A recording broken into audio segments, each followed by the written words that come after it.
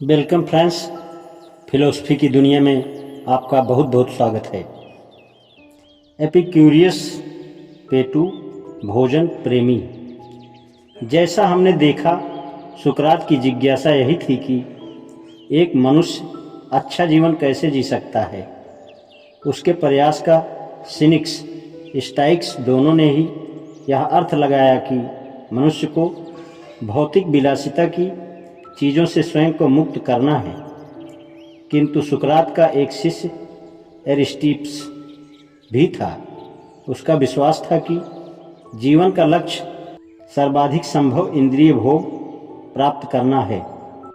वह कहता था, सर्वश्रेष्ठ अच्छाई आनंद है और सबसे बड़ी बुराई दुख दर्द है। अतः उसकी इच्छा ऐसी जीवन पद्धति विकसित करने की थी जिसका लक्ष्य सभी प्रकार के दुख दर्दों से बचना हो। सिनिक्स और स्टाइक्स सभी प्रकार के दुख दर्द को सहन करने में विश्वास रखते थे। इसमें और दुख दर्द से बचते रहने में अंतर है। लगभग 300 वर्ष ईसा पूर्व एपिक्यूरियस 341 से 270 ईसा पूर्व ने एथेंस में दर्शन के एक नए स्कूल की नींव रखी। उसके अनुयायियों को एपिक्यूरियन कहा जाता था। उसने एरिस्टिप्स की आनंद की नैतिकता विकसित की और उसे डेमोक्रिटस द्वारा प्रतिपादित अणु सिद्धांत से मिला दिया। कहानी कुछ इस तरह है कि एपिक्यूरियन दार्शनिक एक बाग में रहते थे, अतः वे बाग के दार्शनिकों के रूप में जाने जाते थे। कहते हैं कि बाग के प्रवेश द्वार पर एक नोटिस टंगा था जिस पर लिखा था, अजनबी अतिथि, तुम यहाँ अच्छी तरह से रहोगे। यहाँ आनंद सबसे अच्छी चीज़ मानी जाती है। एपिक्यूरियस इस बात पर जोर देता था कि कार्य के आनंददायी परिणामों का इसके संभाव्य पार्श्व प्रभावों की तुलना में मूल्यांकन होना चाहिए। यदि कभी आपने चॉकलेट खाने में अति की है तो आप समझ जाएंगे कि मैं क्या कहना चाहता हूँ। यदि आपने नहीं की है तो यह प्रयोग करके देखें। जेब खर्च के लिए मिले और बचाए हुए सारे पैसों को ले लें और 200 क्राउन नॉर्वे की मुद्रा की चॉकलेट खरीद लें। हम यह मानकर चलते हैं कि आपको चॉकलेट पसंद है। इस प्रयोग के लिए यह अत्यावश्यक है कि आप सारी चॉकलेट एक दफ़ा में ही खा लें। लगभग आधे घंटे बाद जब आप सारी स्वादिष्ट चॉकलेट खा चुके हैं, आपकी समझ में आ जाएगा कि एपिक्यूरियस का पार्श्व प्रभावों से क्या अभिप्राय था। एपिक्यूरियस यह विश्वास था कि अल्पावधि में आनंददायी परिणामों का आकलन बड़े और अधिक चलने वाले या अधिक गहन दीर्घावधि में आनंद की तुलना में किया जाना चाहिए। हो सकता है आप पूरे 1 साल तक चॉकलेट ना खाना पसंद करें, क्योंकि आप अपने सारे जेब खर्च के पैसे को नई बाइक खरीदने के लिए या विदेश में किसी खर्चीली छुट्टी पर जाने के लिए बचाना चाहते हैं।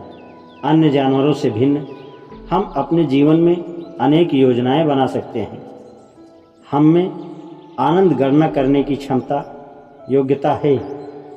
चॉकलेट अच्छी होती है, किंतु नई बाइक या इंग्लैंड की यात्रा इससे भी अच्छी हो सकती है। एपिक्यूरस इस बात पर भी जोर देता था कि आनंद का मतलब अनिवार्य रूप से मात्र इंद्रिय सुख ही नहीं होता। जैसे उदाहरण के लिए चॉकलेट खाना, मित्रता और कला प्रेम जीवन के लिए महत्वपूर्ण मूल्य भी हो सकते हैं।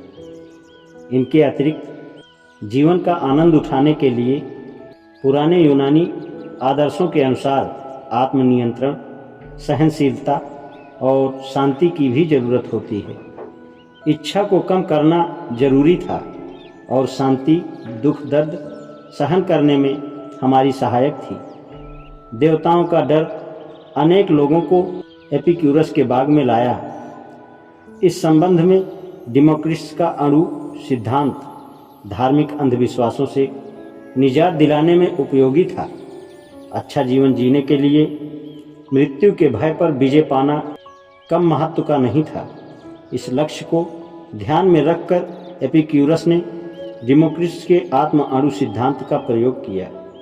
शायद तुम्हें याद होगा कि डेमोक्रिटस विश्वास करता था कि मृत्यु के उपरांत कोई जीवन नहीं है, क्योंकि जब हम मर जाते हैं तो आत्म अणु अनेक दिशाओं में इधर उधर चले जाते हैं। एपिक्यूरस बड़ी ही सरलता से कहता था, मृत्यु से हमारा कोई लेना देना नहीं, क्योंकि जब तक हम अस्तित्ववान हैं तब तक मृत्यु यहाँ नहीं है, और जब यह आती है तब हम अस्तित्ववान नहीं होते। जब आप इस पर विचार करते हैं तो पाते हैं कि मृत्यु के उपरांत कोई भी कभी परेशान नहीं हुआ। एपिक्यूरस ने अपने मुक्तदायी दर्शन को 4 औषधीय जड़ी बूटियाँ बतलाकर संक्षेप में प्रस्तुत किया।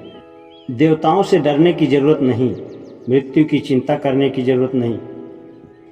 अच्छाई प्राप्त करना आसान है, डरावने को सहन करना आसान है। यूनानी दृष्टिकोण से दार्शनिकी प्रोजेक्ट्स की चिकित्सा विज्ञान से तुलना करने में कोई नई बात नहीं थी। मंशा सीधे सीधे यह थी कि मनुष्य को अपनी दार्शनिक चिकित्सीय अलमारी में मेरे द्वारा वर्णित सामग्री रखने की जरूरत थी। स्टाइक्स के बिल्कुल विपरीत एपिक्यूरन लोगों ने राजनीति और समाज में लगभग न के बराबर रुचि दिखलाई।